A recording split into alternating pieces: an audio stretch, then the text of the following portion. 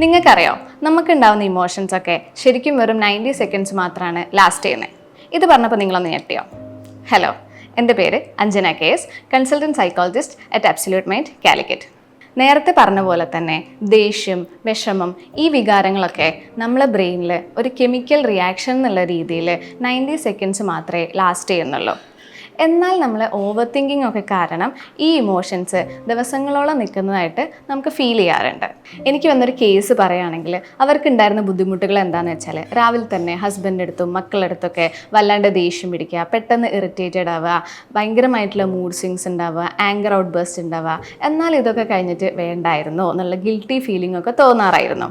അവർ പ്രോപ്പറായിട്ട് തെറാപ്പിയൊക്കെ എടുത്ത് മൈൻഡ്ഫുൾനെസ്സും ബ്രീത്തിങ് എക്സസൈസൊക്കെ പോലെയുള്ള ഇമോഷൻ മാനേജ്മെൻറ്റ് ടെക്നിക്സൊക്കെ പ്രാക്ടീസ് ചെയ്ത് അവരിപ്പം ഇമോഷൻസ് എങ്ങനെ മാനേജ് ചെയ്യണം എന്നൊക്കെ പഠിച്ച് ഒരു ഹാപ്പി ആയിട്ടുള്ള ലൈഫ് ലീഡ് ചെയ്യുന്നുണ്ട്.